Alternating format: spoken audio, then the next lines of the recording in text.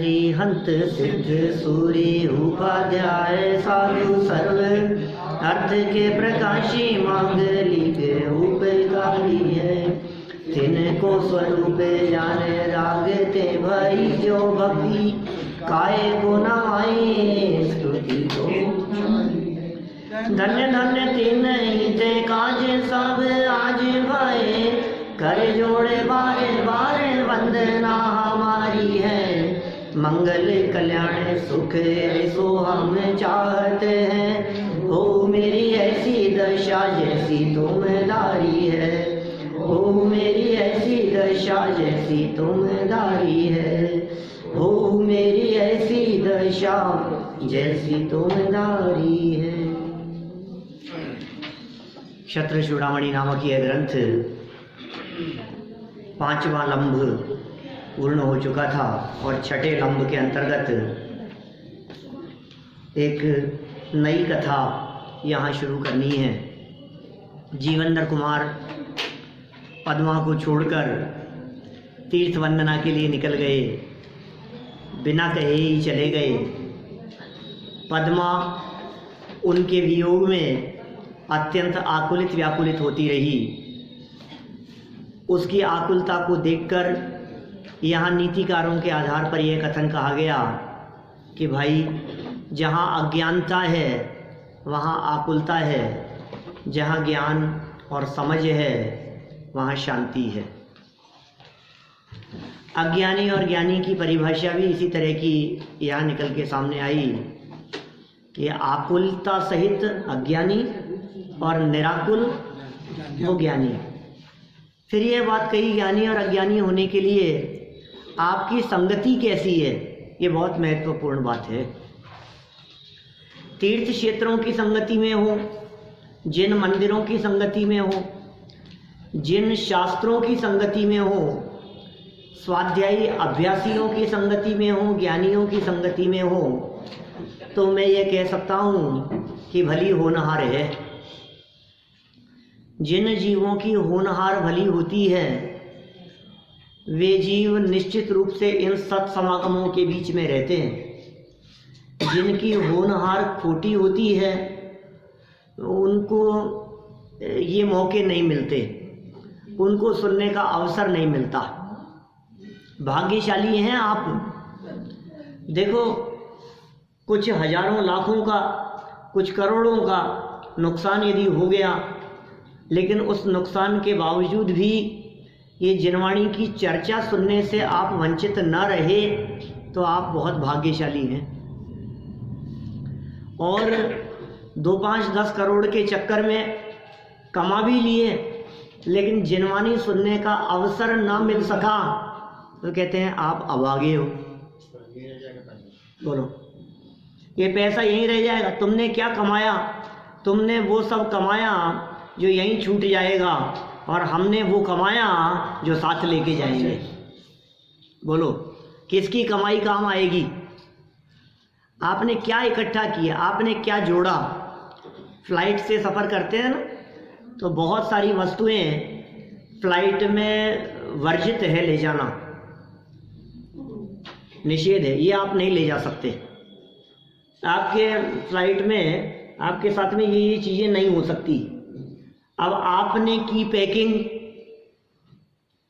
और पैकिंग करने में वही सब सामान रखा जो नहीं जा सकता था, तो क्या होगा? दरवाजे पर चेकिंग होगी हैं, और वहाँ सब निकाल देंगे कि कुछ नहीं, ये नहीं जा सकता, ये नहीं जा सकता, ये नहीं जा सकता।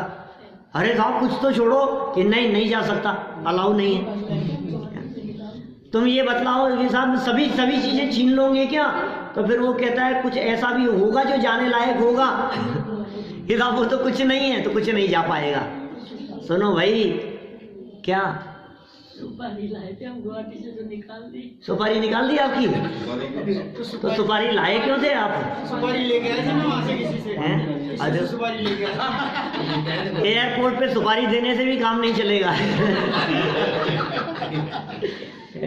सुपारी क्यों निकाल? पता नहीं, वहाँ से गुवाहाटी से ले आए थे। चलिए, क्या बात कही जा रही है? कितना क्या क्या इकट्ठा किया आपने? धन इकट्ठा किया, पैसा इकट्ठा किया, संपत्ति इकट्ठी की, घर बार महल मकान इकट्ठे किए, कितनी प्रॉपर्टी, जगह जगह पर हमने ज़मीनें ले ली, मकान ले लिए, दुकानें ले ली, गाड़ियां हैं लंबी चौड़ी, बहुत गाड़ियां हैं, गोल्ड खरीद लिया हैं, गोल्ड सिल्वर ले ले करके रख लिया और लॉकर भर दिए, धन इकट्ठा कर लिया, 1 नंबर 2 नंबर 3 नंबर न मालूम क्या क्या सब इकट्ठे कर करके खूब इकट्ठा किया। अब आया जाने का नंबर, क्या चलो तो अब ये चिपकता है सब संपत्ति के साथ में, कहते हैं भैया ये सब अलाउ नहीं है, आप जाओगे तो इन सब का साथ में जाना अलाउ नहीं है। मतलब क्या साथ में जाएगा कि आपने जो संगति की थी ना वो साथ में जाएगी, यदि सत्संगति थी तो वो साथ में जाएगी, और यदि विसंगति में काल बिताया था तो उससे कमाया गया पाप भी साथ में जाएगा। जिनकी संगति अच्छी उनका भविष्य अच्छा, जिनकी संगति खराब उनका भविष्य भी खराब। ये बातें कल मूल श्लोकों के माध्यम से वादीप सिंह सूरी आचार्य देव ने कही थी। सज्जनों को दुसंगति का त्याग करना चाहिए, खोटी संगति का त्याग। अब समस्या ये है कौन सी संगति खोटी संगति है और कौन सी संगति अच्छी संगति है। अब सारा विवाद तो यहाँ आके खड़ा हो जाता है। हम तो कह रहे हैं अच्छी संगति है। हमारे यहाँ जनागम में कुदेव कुगुरु और कुधर्म की संगति को भी खोटी संगति कह करके पुकारा है। अब कौन उस संगति को खोटी संगति कहेगा। बहुत धर्मात्मा है हमारे मामा जी, क्या हर सप्ताह चोला चढ़ाते हैं क्या, बोलो। बहुत धर्मात्मा है, खूब काम करते हैं, ऐसे खूब यात्राएं कराते हैं, पंचामृत कराते हैं और न मालूम क्या क्या दुनिया भर के काम ऐसे लाख लपेट के सब करते रहते हैं इस तरह के ग्रहों में और इनमें उन बहुत बहुत ऐसे आडंबरों में। धर्मात्मा बहुत है, बोलो संगति करना के नहीं। ये कह रहे हैं यहाँ पर वो संगति अच्छी नहीं है क्या, क्या? ऐसे मामा जी की संगति अच्छी नहीं है। साहब हमारे चाऊ जी हैं, हमारे बुआ जी हैं, हमारे चाचा जी हैं कि सुनो भाई ये संगति अच्छी नहीं है, इसको कुसंगति कह करके पुकारा है। जो वीतरागी देव शास्त्र गुरु की शरण में रहे वो संगति अच्छी है। जो वीतरागी देव शास्त्र गुरु को छोड़कर कुदेवादिक के बीच में रहे उसके लिए हमारे यहाँ शास्त्रों में एक विशिष्ट शब्द का प्रयोग किया है। वो शब्द है अनायतन। 6 अनायतन कहे हैं। ज्ञानी जीव उन अनायतनों से दूर रहते हैं। कुदेव कुगुरु कुधर्म, इतना ही नहीं, कुदेव को मानने वाले, कुगुरु के भक्त, आप समझ रहे हो कौन से ढोलिया जी हैं, कौन से गोदा जी हैं, कौन से हैं। समाज में बहुत सारे ऐसे लोग हैं जो लोग उनके भक्त हैं, प्रमुख भक्त बन करके दिखाई देवे आपको। अरे साहब ये तो क्षेत्रपाल जी के पक्के भक्त हैं कि सुनो क्षेत्रपाल जी तो संगति योग्य है ही नहीं और उनके भक्त भी संगति योग्य नहीं है। अनायतन है।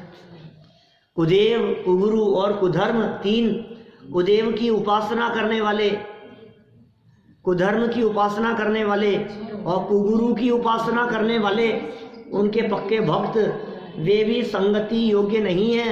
उन्हें अनायतन, आयतन माने होता है रहने का स्थान और अनायतन माने होता है नहीं रहने का स्थान। क्या था? अनायतन वो रहने का स्थान नहीं है, वहाँ जाने का स्थान नहीं है। वहाँ जाओगे आओगे तो भी दूषण लगे बिना नहीं रहेगा, आप निर्दोष नहीं रह पाएंगे। इसलिए आप सावधान रहें, आप सत्य संगति करें। सत्य, जिन्हें सत्य स्वरूप आत्मा की खबर है ऐसे लोगों की संगति ही सत्जनों की संगति है। जिन्हें आत्मा नहीं सुहाता है वे सत्य जन नहीं है। सत्य से जो दूर है ऐसे जन वे दुर्जन हैं। क्या क्या क्या कहा? सत्य आत्मा, सत्य अपना चैतन्य स्वरूप। अब जो सत्य स्वरूप की जिन्हें खबर नहीं है दूर है, दूर है। वे कैसे? मतलब जिन्हें आत्मा की बात नहीं सुहाती हो। दूर जाना। आत्मा के बिना धर्म होगा कहाँ से? धर्म करेगा कौन? तो ये कह रहे हैं जिन्हें आत्मा नहीं सुहाता, जिन्हें आत्मा की चर्चा नहीं सुहाती, जिन्हें आत्मा फात्मा की बातों में कुछ दम नहीं है, चलो आत्मा फात्मा की बातें मत करो हमारे सामने, तो समझ लेना वे सत्यजन नहीं है, वे दूर जन है और उनसे जनों को दूर रहना चाहिए, उनसे दूरी बना करके रखो। धर्म के नाम पर भ्रम हो जाएगा, ग्रहित मिथ्यात्व का पोषण न हो। मिथ्यात्व में भी एक ग्रहित मिथ्यात्व है जो महापाप है। तो इस तरह सज्जन और दुर्जन शब्द को बहुत गहराई से, हम तो भाई आगे भी बढ़ने का भाव रहता है ना, आगे आगे कथा पढ़ें, लेकिन शब्दों में इतने मर्म छिपे होते हैं कि इन्हें एक एक वाक्य की चर्चा घंटों करो अपन, कौन सज्जन है कौन दुर्जन है, फिर सत्यजनों की संगति किस प्रकार होती है।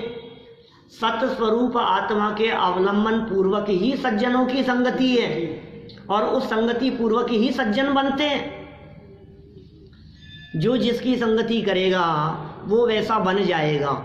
जड़ पदार्थों की संगति करने वाला जड़मती हो जाएगा और ज्ञानियों की संगति करने वाला पूर्ण ज्ञानी हो जाएगा, केवल ज्ञानी हो जाएगा, निर्वाण की प्राप्ति कर लेगा अल्पकाल में। देखिए अपन तो कहानी पढ़ते हैं आगे, उपकथा 12 है, 276 नंबर पेज। जीवंधर कुमार का तपस्वियों के आश्रम में पहुंचना। कहाँ से निकले थे भैया? ससुराल से निकले थे। किसको छोड़ के आए थे? पद्मा को छोड़ के आए थे। पद्मा के भाई का नाम लोकपाल। खूब तलाशा, सिपाही भी मिले और उनको भी वापस भेज दिया। तो कहाँ गए थे आखिर ये? चले कहाँ गए? तीर्थ यात्रा पर। अब ये पहुंच गए तपस्वियों के आश्रम में। चलिए, याजन याज मटन्नेव तीर्थ स्थानानि जीवगे क्रमेणारण्य मध्यस्थम तापसाश्रम आश्रयत। जीवंधर कुमार घूमते फिरते ही तीर्थ स्थानों की अधिक रीति से पुनः पुनः पूजा कर क्रम से वन के मध्य में स्थित तपस्वियों के आश्रम में पहुँचे। तपस्वी लोग वहाँ रहा करते थे, उनके आश्रम में पहुँच गए। अनेक रीति से उन्होंने जगह जगह तीर्थ क्षेत्रों की वंदना की। वंदना करते करते वन में से विचरण करते हुए तपस्वियों के आश्रम में पहुँच गए। जीवंधर कुमार भ्रमण करते हुए एवं तीर्थ क्षेत्रों की पुनः पुनः वंदना करते हुए पल्लव देश के चित्रकूट पर्वत पर स्थित तपस्वियों के आश्रम में पहुंच गए। जीवंधर कुमार की दया भावना। अब देखिए दया कैसे करते हैं ये। असत्तपो विलोक्यासी अनुकंपी तपस्विनाम निर्व्याजम सानुकंपाई सार्वाः सर्वेषु जंतुषु। जीवंधर कुमार वहां पर तपस्वियों के झूठे मिथ्या तप को देखकर दया युक्त हुए। ओह देखो, अभी संगति की चर्चा कर रहे थे ना हम, उसी तरह की बातें आ गई हैं यहाँ।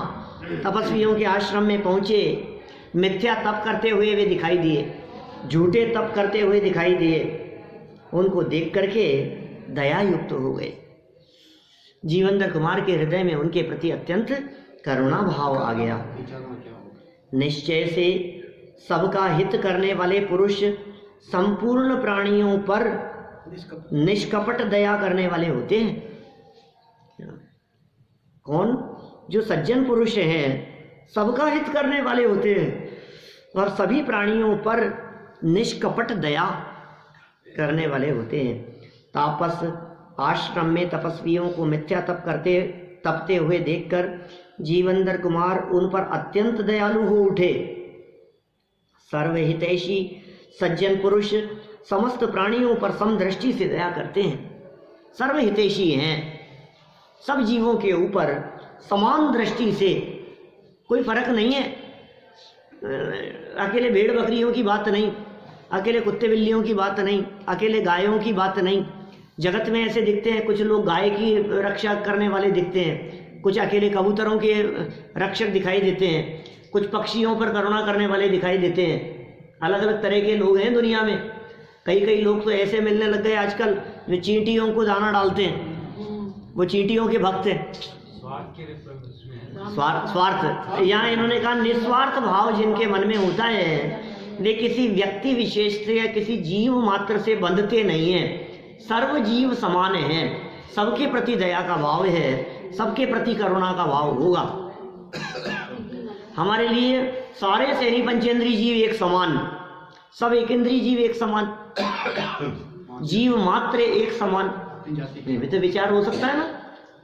हम कहें नहीं गौशाला तो खोलो आप, तो फिर बकरियों का क्या होगा, भेड़ों का क्या होगा?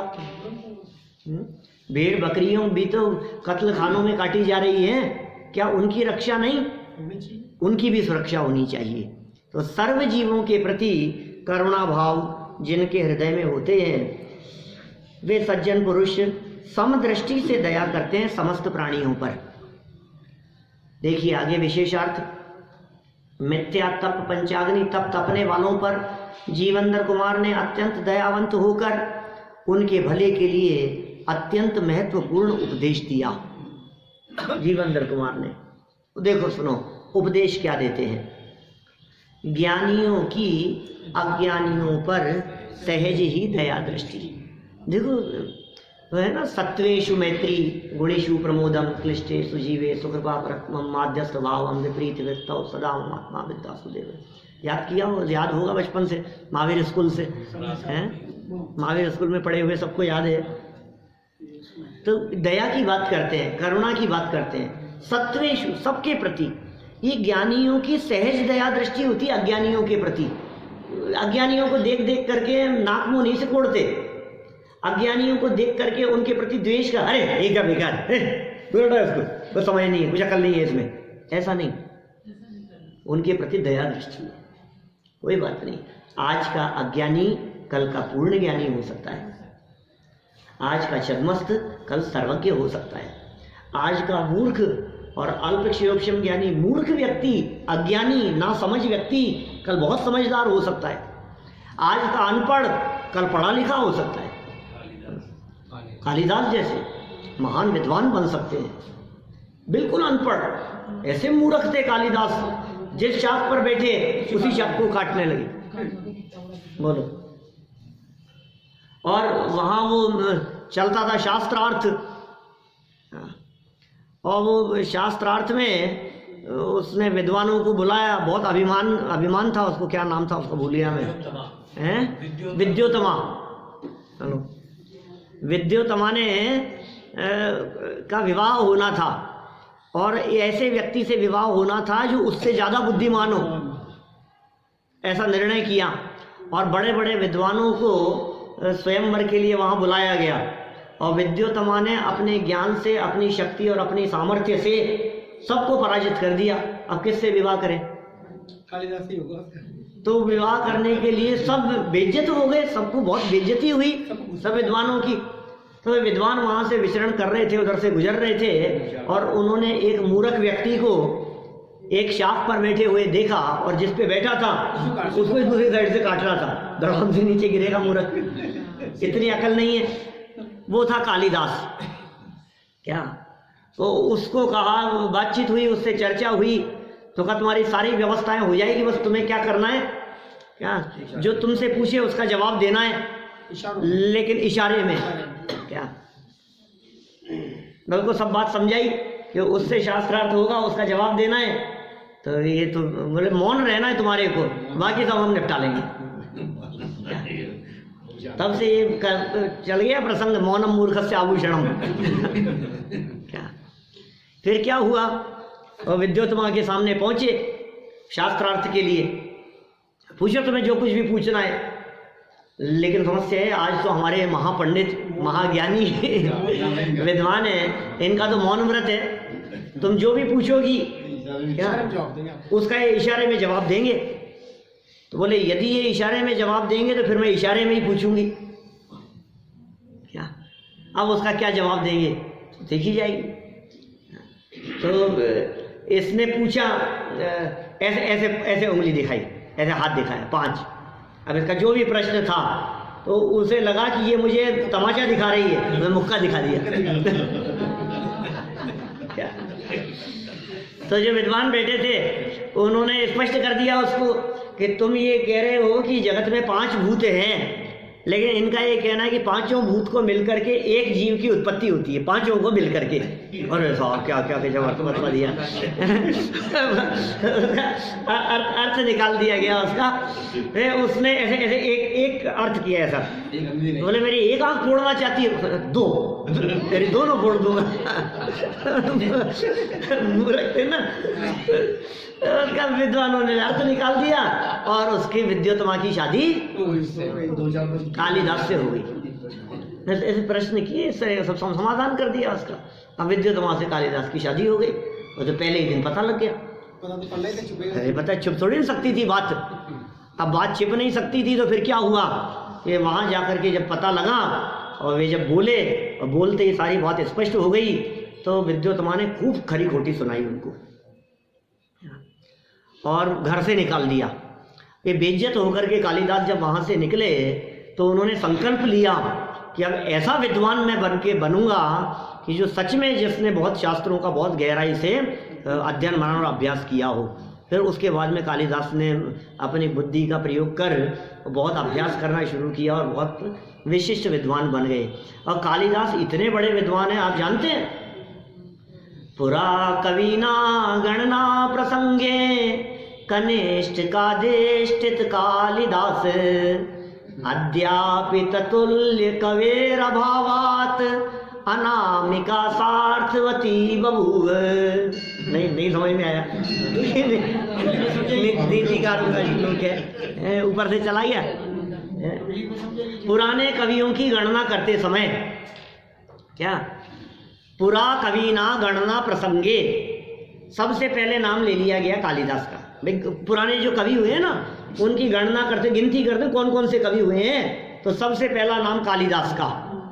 अब पहला नाम कालिदास का लिया तो बोले अब दूसरा नाम किसका लेवे, कि दूसरा नाम उसका लिया जाए जो कालिदास से ऊपर हो। ये जो है ना क्या, तो इसके ऊपर किसी का नाम नहीं आ सका। क्या, इसके ऊपर किसी का नाम नहीं आ सका तो क्या हुआ, अनामिका। जिसका नाम नहीं है ना, उसका नाम अनामिका। तो इसे अनामिका नाम को ये उंगली सार्थक करती है, ऐसा इन्होंने कहा। आप समझ में आ रही है क्या आपके? कुछ बच्चों के नहीं खेलते हैं सर, ये मम्मी की, ये पापा की, ये दादा की, ये दादी की, और ये नहीं ऐसे उल्टा सीधा नहीं चलेगा साहब। ये मम्मी और ये पापा उससे बड़े, ये मम्मी की है तो पापा उससे बड़े, उनसे ऊपर, और पापा के बाद में दादी नहीं है, फिर दादा है, फिर दादी छोटी हो गई, और ये मुन्ना सबसे छोटा।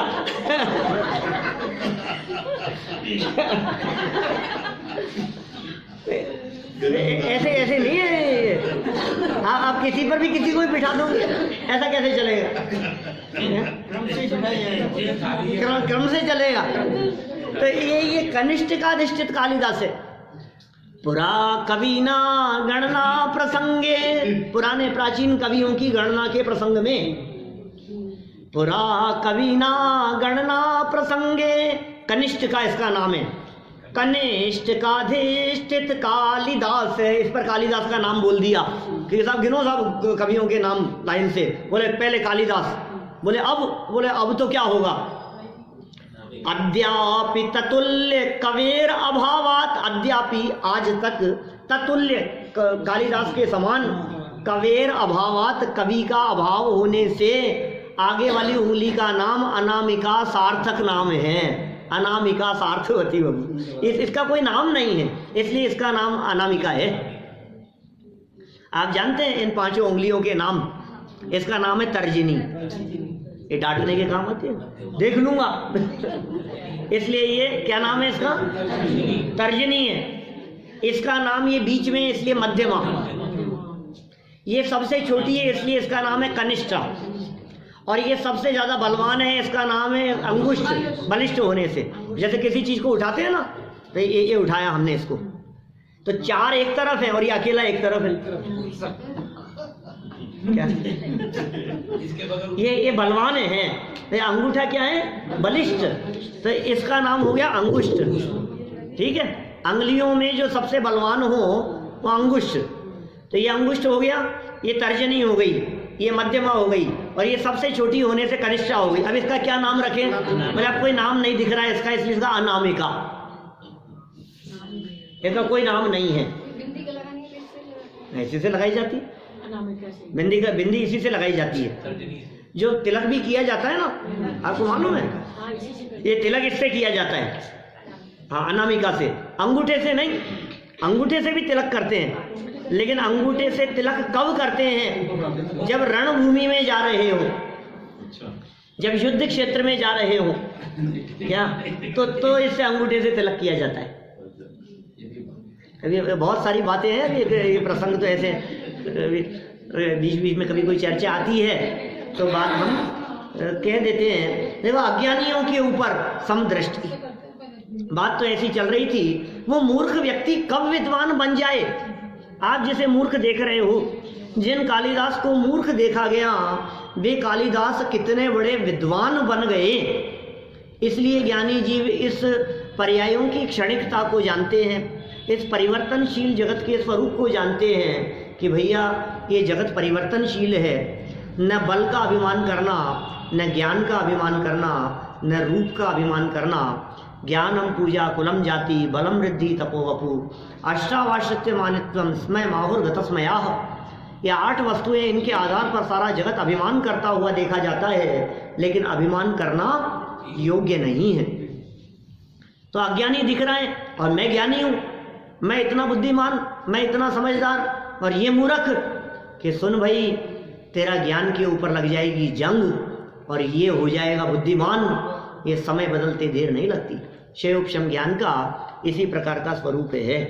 देखिए क्या कहते हैं यहाँ, 9 नंबर श्लोक है, अतत्त्वज्ञेऽपि तत्त्वज्ञैर्भवितव्यं दयालुभिर् भूपे पिपतिश्चुर्बालो नहीं केनाप्युपेक्ष्यते। क्या हुआ, वो जो 2 छंद बोले ना मैंने, तो वो धुन जो है वो उन छंदों की आ गई। चलिए कोई बात नहीं। तत्व ज्ञान रहित पुरुषों पर भी तत्वज्ञानियों को दयावान होना चाहिए।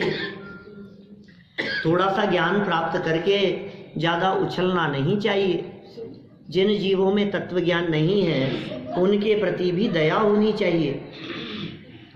निश्चय से कुएं में गिरने वाले बालक की कोई भी उपेक्षा नहीं करता है, हर कोई उसको गिरने से बचाता है। उपेक्षा करता है कि कोई व्यक्ति कुएं में जाके गिर रहा हो मान लो, तो कोई उपेक्षा थोड़ी ना करता है, ठीक है मैं देख रहा हूँ अभी जाकर के गिर रहा है, ऐसा होगा? जो व्यक्ति देख रहा है कि ये गिरने वाला है, कोई उपेक्षा नहीं करता।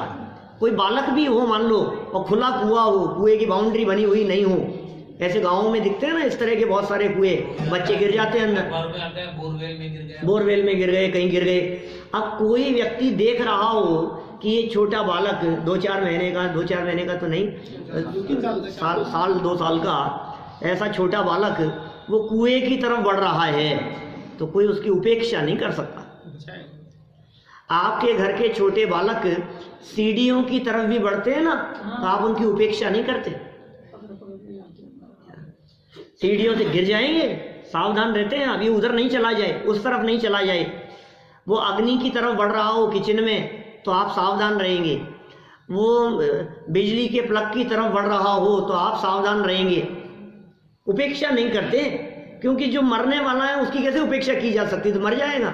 ऐसे ही अज्ञानी जगत के प्राणी वे अंधे कुएं में कूदने के काम करने वाले लोग हैं, मर रहे हैं बेचारे, अपनी अज्ञानता के कारण मर रहे हैं, संसार समुद्र में डूब रहे हैं। तो फिर क्या किया जाए?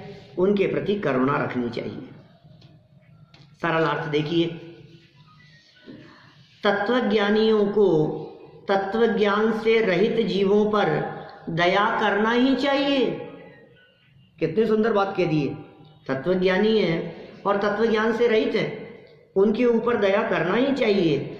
जैसे कुएं में गिरते हुए बालक को बचाने के लिए सभी मनुष्य प्रयास करते हैं, सारे मनुष्य प्रयास करें, जो भी देख लेगा वो वहीं से दौड़ेगा, रोको इसको, बचाओ इसको, सभी प्रयास करते हैं। कोई उपेक्षा नहीं करता, ठीक है मरे तो मरे, हमारी तरफ से क्या, हमें क्या फर्क पड़ता है, ऐसा कोई नहीं सोचता। कोई समझदार व्यक्ति तो नहीं सोचेगा, कोई उसका शत्रु ही ऐसा विचार कर सकता है। शत्रु भी बच्चों को तो बचाएगा। सड़क पे कोई महिला टकरा रही होगी, जब पकड़ते हैं कोई सड़क पे भी यदि हम रोड क्रॉस कर रहे हो और कदाचित कोई तेज गाड़ी बगल से निकल रही हो तो देखने वाला व्यक्ति उसे बचाने का ही प्रयास करता है। यही ऐसा जगत में देखा जाता है। सो ही बात यहाँ कही है। देखिए, कोई उपेक्षा नहीं करता। अब सुनो विशेषार्थ क्या कह रहे हैं ये। तत्वज्ञ को ही ज्ञानी कहते हैं। ज्ञानी कौन है? ज्ञ शब्द का अर्थ, ज्ञ जो है ये जानने के अर्थ में प्रयोग किया जाता है। जैसे हमारे सर्वज्ञ है, सर्वज्ञ, तो ज्ञ माने जानने वाले, सर्व माने सब कुछ। तो सर्वज्ञ सब कुछ जानने वालों का नाम सर्वज्ञ है। और एक होता है अज्ञ। अज्ञ माने कौन? नहीं, वो अग है, अग माने पाप होता है। अज्ञ, अज्ञ माने अज्ञानी, नहीं जानने वाले। एक होता है विज्ञ, विशेष जानने वाले। नहीं समझे आप? विज्ञ माने विशेष जानने वाले, अज्ञ माने अल्प जानने वाले, नहीं जानने वाले। और सर्वज्ञ मतलब सब कुछ जानने वाले। तो ज्ञ अर्थ जानने के अर्थ में, तो तत्वज्ञ तत्व को जानने वाले, ठीक है ना, वे ज्ञानी हैं। तत्वज्ञ को ही ज्ञानी कहते हैं। ज्ञानी स्वयं विवेकशील तो होते ही हैं। यदि वे ना समझों को नहीं समझाएंगे तो उन्हें कौन समझाएगा? बोलो, यदि वे ना समझें और उनको ज्ञानी ही नहीं समझाएंगे तो फिर कौन समझाएगा? सम्यक दर्शन की प्राप्ति में देशनालब्धि का महत्वपूर्ण स्थान है। आप जानते हैं सभी, सम्यक दर्शन की प्राप्ति कैसे होती है? पंच लब्धियों पूर्वक होती है। क्या साध्य? 5 लब्धियों पूर्वक, है ना, साध्य की प्राप्ति होगी। सम्यक दर्शन साध्य है सबका। सम्यक दर्शन प्रकट करना है तो 5 लब्धियां चाहिए। 5 लब्धियों में से पहली लब्धि का नाम क्षयोपशम, दूसरी विशुद्धि, नंबर 3 देशना, फिर प्रायोग्य, और नंबर 4 करण। नंबर 4 करण। मैंने तो 4 पूछा था। 4 नंबर प्रायोग्य और 5 नंबर करण। इन 5 लब्धियों में से निमित्त रूप यदि कोई है तो सेंटर में है देशना लब्धि। गुरु के उपदेश का नाम है देशना, और गुरु के उपदेश को स्वीकार करना उसका नाम है देशना लब्धि। कोई न कोई गुरु अवश्य होना ही चाहिए आपका। आपका यदि कोई गुरु नहीं है तो आप निर्वाण की प्राप्ति, सम्यक दर्शन की प्राप्ति, जीवन में मोक्ष मार्ग प्रकट नहीं कर पाएंगे।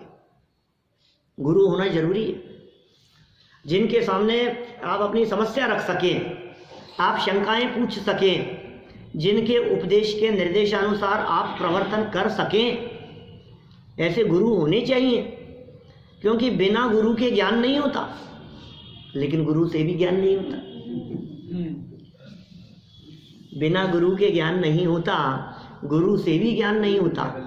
अंदर में ज्ञान की योग्यता हो और बाहर में उपदेश दाता का योग मिले तब ज्ञान होता है।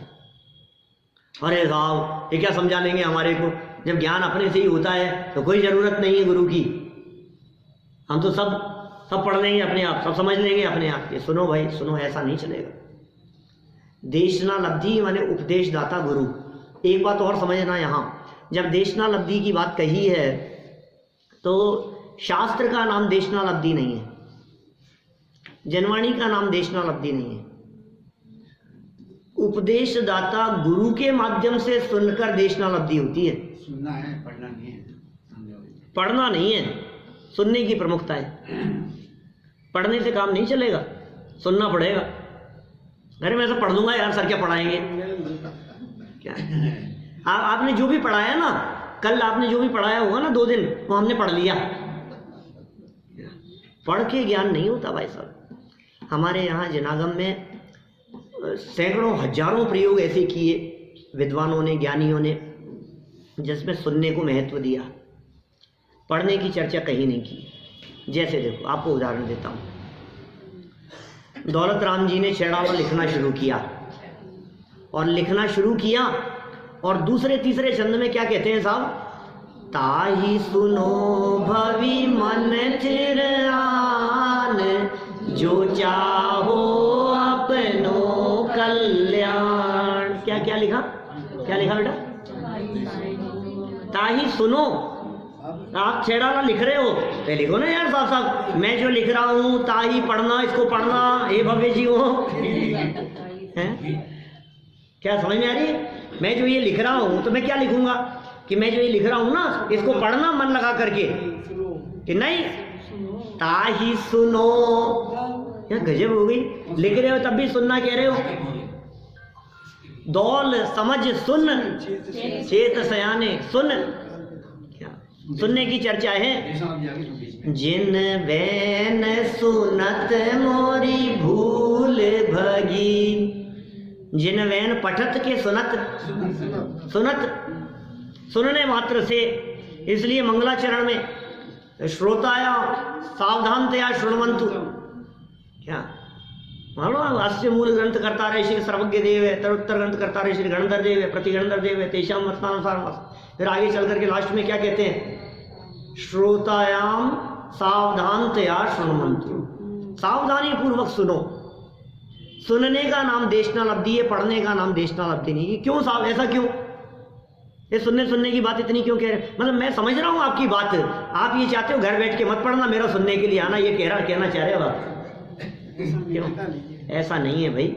सुनने में अकेला कर्णेंद्रिय से सुनना नहीं होता, चक्षु इंद्रिय से भी सुनता है। बताओ, कालिदास ने प्रश्नों का उत्तर काय से सुन करके दिया, कान से कि आंख से? आंख से प्रश्न सुना ना,